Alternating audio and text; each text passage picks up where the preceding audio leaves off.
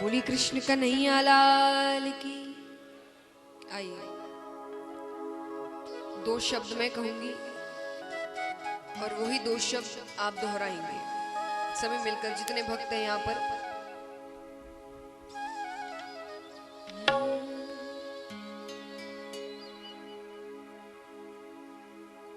हरे रामा हरे, वही दो शब्द। हरे रामा हरे राम, हरे रामा हरे रामा रामा हरे हरे हरे, हरे कृष्णा हरे हरे कृष्णा हरे कृष्णा कृष्णा हरे हरे। आइए, पूरे पूरे हाथ उठाकर हम भगवान का नाम जप करने ही बैठे हैं यहाँ पर, उसका पूरा आनंद लेते हैं। हरे रामा हरे राम, हरे रामा रामा रामा हरे हरे,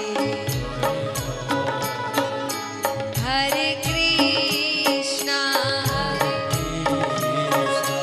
हरे कृष्णा कृष्णा कृष्णा हरे हरे।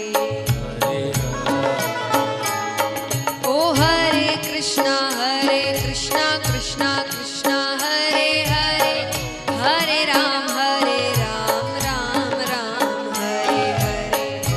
कृष्णा कृष्णा कृष्णा हरे हरे, हरे राम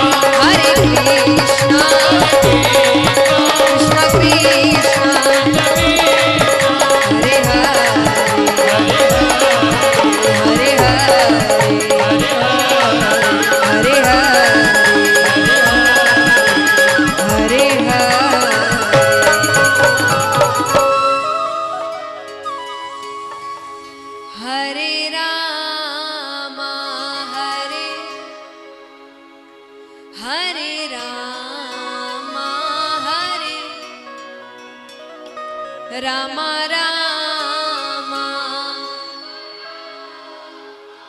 हरे हरे हरे कृष्णा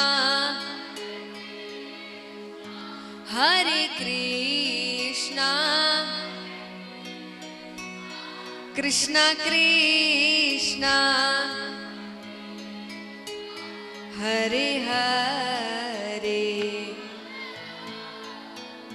क्या बात, बोली कृष्ण कन्हैया लाल की। आइए कथा आरंभ करते हैं। सभी थोड़ी शांति बनाकर रखें।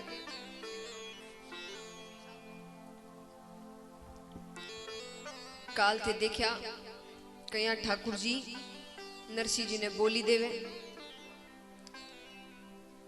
नरसिंह जी और महादेव जी रो मिलन हुयो।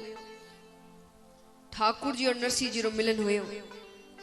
ठाकुर जी नरसिंह जी ने प्रसाद दिया। कहीं कहीं प्रसाद दिया बताओ।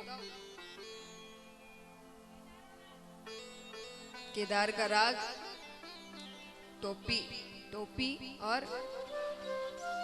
माला, तुलसी की माला और करताल, ये सब ठाकुर जी नरसिंह जी ने दिया।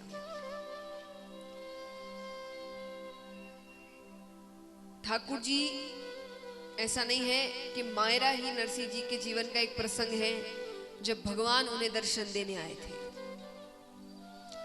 नरसिंह जी को भगवान ने बहुत बार दर्शन दिए, बहुत बार उनकी लाज रखी, क्योंकि भगवान ने केदार का राग दिया ही इसलिए था कि जब जब मेरी जरूरत पड़े मुझे पुकार सकते हो। तो नरसिंह जी ने कई बार केदार का राग गाया है। तो मायरा उसमें से एक प्रसंग है। आइए आज आपको एक और प्रसंग सुनाते हैं। काल थे देखा कि नरसिंह जी की पहली पत्नी, में बताई था ने कि पहली पत्नी वो छोटी उम्र में स्वर्ग सिधार गई। स्वर्ग सिधार गई तो कोई जब मृत्यु हो जावे तो 11वें 12वें दिन वो भोजन रखे, सब के रिश्तेदार इत्यादि आकर सब भोजन करें, प्रसाद ग्रहण करें। तो अभी के समय तो सिर्फ रिश्तेदार ने जिमावे, पर पहले पूरा गांव जिमतो था। और पूरा गांव यानी ऐसा नहीं कि एकदम ज्यादा ही सब कर देवे, पर गांव के हर घर से एक व्यक्ति, इन वास्ते कहे कि पूरा गांव, पर गांव के हर घर से एक व्यक्ति जीवन वास्ते आता था। किसी घर में 11वां 12वां में तो अब नरसिंह जी के घर में है, पत्नी स्वर्ग सिधार गई। नरसिंह जी कहे मारे कने तो इतना रुपया पैसा है नहीं, मैं तो पूरे गांव ने नहीं जिमा सकूं। हाँ कुछ ब्राह्मण ने जिमा दूं, उतना ही कर सकूं, उससे ज्यादा मैं कर नहीं सकूं। अब गांव का कुछ व्यक्ति था, सबने ठा पड़ी कि नरसिंह यहाँ कार्य कर रहे हो। कहे नहीं कि हमारे परिवार में, रिश्तेदारों में, समाज में, मित्रों में कई बार कुछ ऐसे व्यक्ति होते हैं, आप सब यहाँ पर जितने हैं सब इस बात पे हामी भरेंगे, सभी मिले होंगे ऐसे लोगों से। ऐसे व्यक्ति होते हैं जिन्होंने अपने जीवन में कभी कोई अच्छा कार्य नहीं किया, कभी भी ऐसा कोई कार्य नहीं किया जिनसे उनके परिवार का नाम आगे बढ़े या उनके देश का नाम आगे बढ़े या उनके समाज का नाम आगे बढ़े, कभी नहीं किया। लेकिन उनके आजू बाजू अगर कोई एक भी व्यक्ति ऐसा कोई कार्य कर दे जो थोड़ा गलत है, तो उसको सही करने को वो बड़े खड़े हो जाते हैं कि तुम गलत हो, ये समाज के खिलाफ है, ये इसके खिलाफ है। तो आपने आज तक क्या कर लिया समाज के लिए?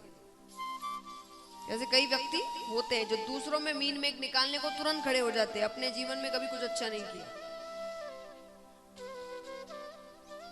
कहते हैं ना कि दुनिया में बदलाव चाहते हो ना, तो वो बदलाव पहले अपने में लाओ। जिस दिन अपने में आ गया उस दिन समझ जाना दुनिया बदल गई। तो ऐसे कुछ व्यक्ति गांव में थे जिन्होंने खुद अच्छा नहीं किया, पर नरसिंह जी थोड़ा सा कुछ कर रहे थे तो उसमें उन्हें लगा कि ये तो हमारे रीति रिवाज के खिलाफ है। तो वे सब इकट्ठा हो गए, 3-4 व्यक्ति आकर सब नरसिंह जी के घरे पहुंचे। घरे पहुंचकर कवे नरसिंह जी थे यान को कार्य कर रिया हो, थे अच्छी उम्र है थारी, सब सोच समझ है, सब कुछ है, अनुभव है थाने। अरे मारे गांव में इतने समय से ये सब रीति रिवाज चलता आ रिया है, और थे कहो के भाई थे पूरे गांव ने नहीं जिमाओ। नरसिंह जी कहे मैं कोई जान मूझ के थोड़ी कह रही हूँ, अरे मारे कने नहीं है रुपया पैसा, मैं कटे से जिमाऊं कि पूरे गांव ने घर पर बुला लो और खाने को कुछ भी नहीं दूं? इससे अच्छा है कि मैं नहीं जिमाऊं।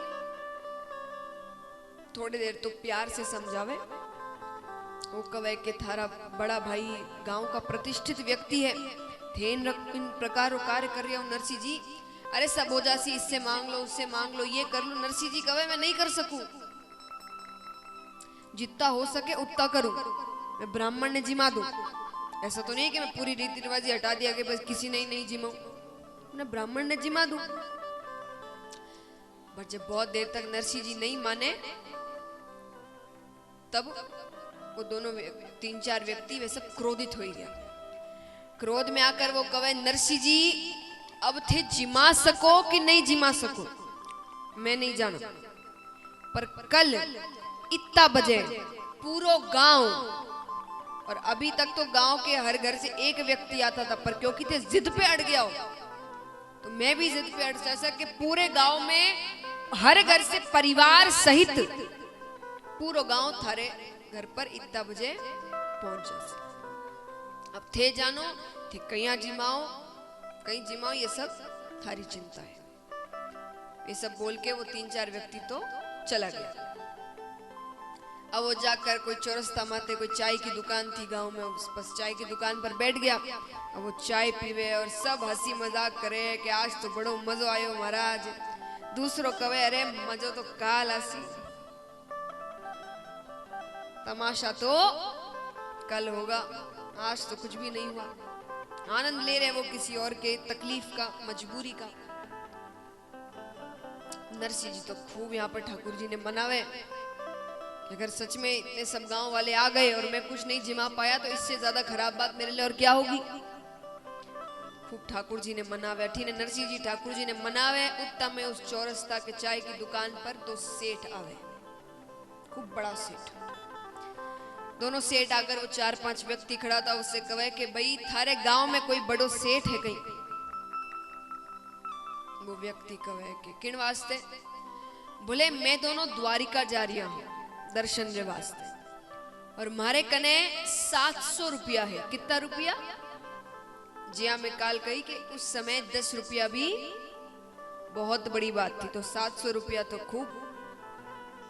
तो कहे मारे कने 700 रुपया है।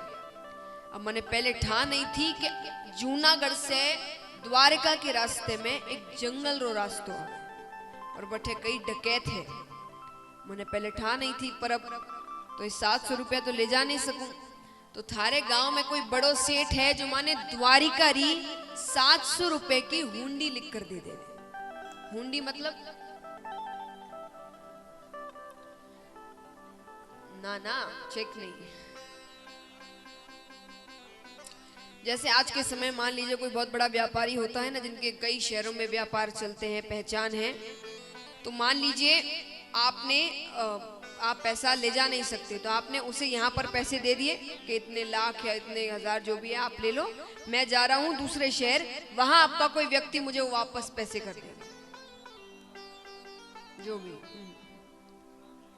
हाँ, ट्रांसफर। लेकिन आज के समय में खाली बोली पर होता है ये कि भाई आपकी रिश्तेदारी है, मित्रता है, तो आपने कर दिया। दूसरा, पहले लिखित रूप में होता था, मतलब अनजान व्यक्ति से भी अगर ले रहे हैं, आज के समय पहचान वालों से ही करते हैं, जिससे पहचान। उस समय ऐसा कुछ नहीं था, लेकिन लिखित होता था वो।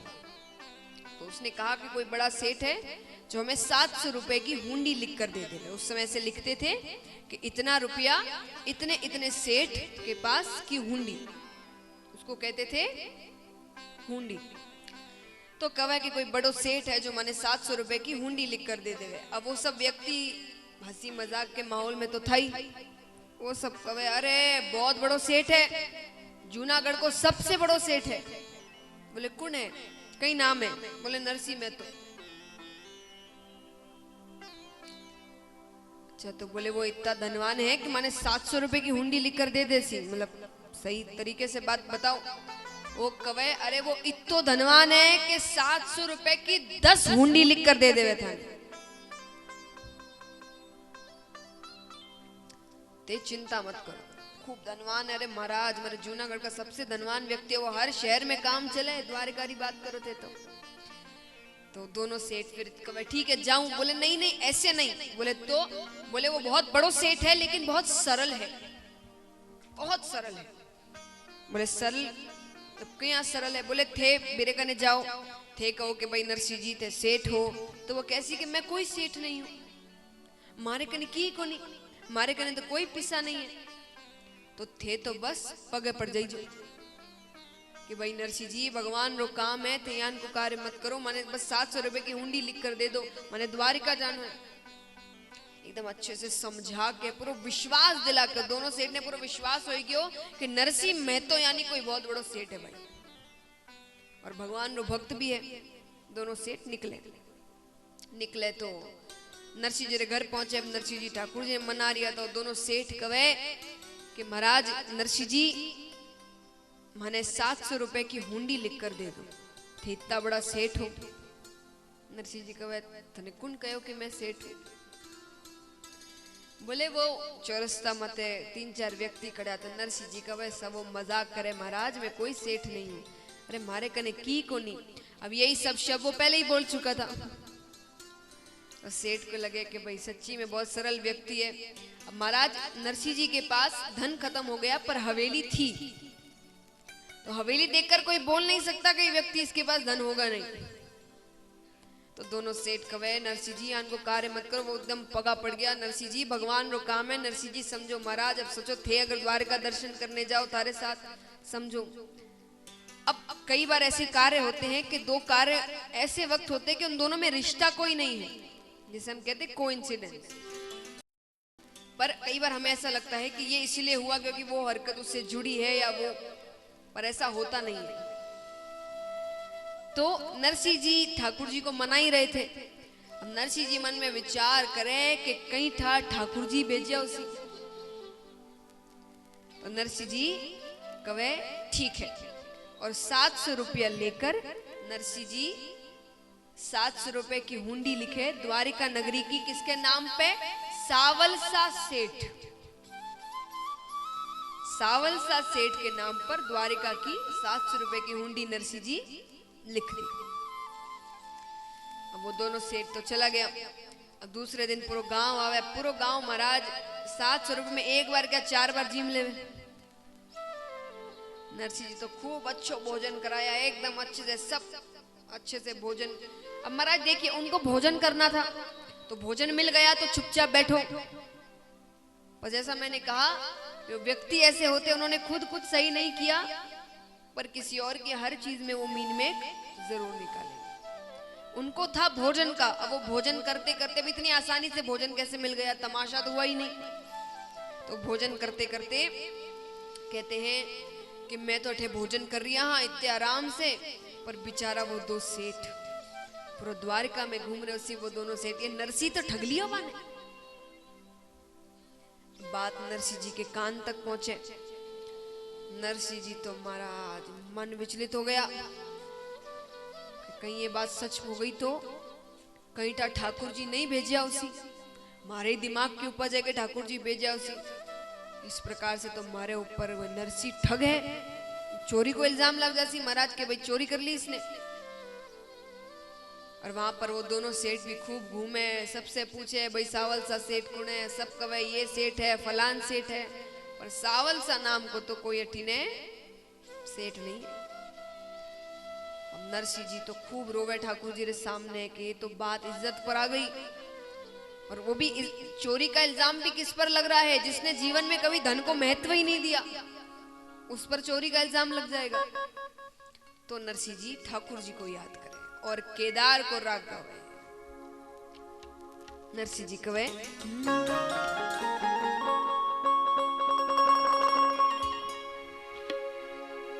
तुम्हारी हुंडी स्वीकारो महाराज रे, सांवरा गिरेधारी मारी।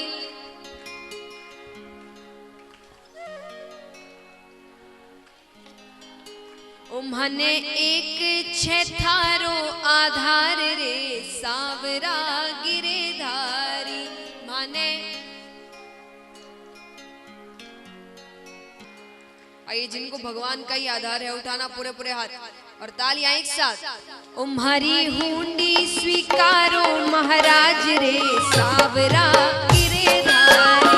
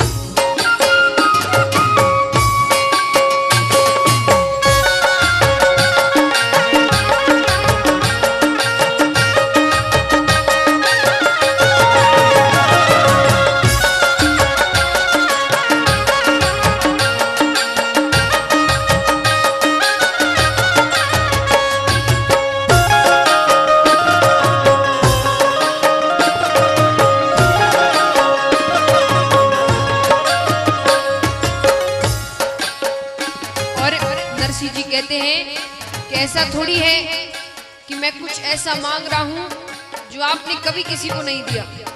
अरे आपने कितने भक्तों की लाज रखी है, कितनों की सहायता करी है, असंभव को संभव कर दिया सिर्फ भक्त की लाज रखने के लिए। नरसी जी कहते हैं, राखी पत प्रहलाद की धर नरसिंह अवतार। राखी पत प्रहलाद की धर नरसिंह अवतार।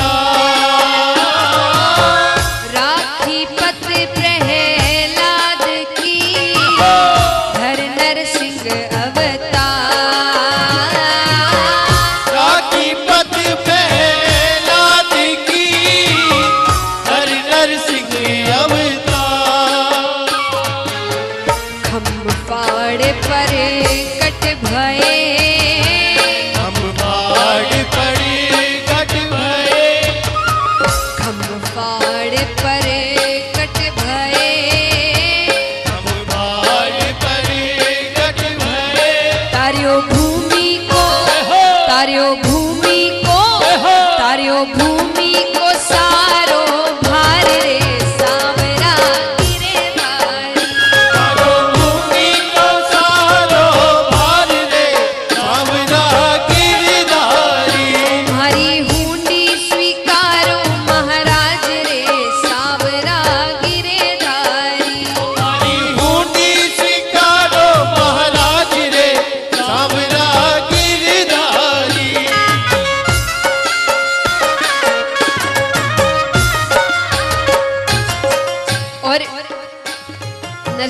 कहते हैं कि लोगों ने, आपके कई भक्त हैं जिनके साथ गलत करने की कोशिश की, यानी जाल बिछाया, जैसा मेरे साथ हुआ। क्योंकि वो दोनों सेठ को नरसिंह जी का पता किसने बताया था? गांव वालों ने। तो एक तरीके से छल ही किया उनके साथ। तो बोले आपके कितने भक्त जिनके साथ छल हुआ था, पर आपने उनकी लाज रखी, आपने उनकी सहायता करी, तो मेरी सहायता क्यों नहीं? नरसिंह जी कहते हैं राणा जी ने विष दियो छल मीरा के साथ। राणा जी ने विष दियो छल मीरा के साथ। राणा जी ने विष दियो छल मीरा के साथ। राणा जी ने विष दियो छल मीरा के साथ। प्याला विष अमृत भयो, प्याला विष अमृत भयो। राखी भगता की, राखी भगता की, राखी भगता की जाति लाज रे सावरा गिरधारी। राखी भगता की जाति लाज रे सावरा गिरधारी। तुम्हारी हुंडी स्वीकारो महाराज रे सावरा गिरधारी। हमारी हुंडी स्वीकारो महाराज रे सावरा गिरधारी।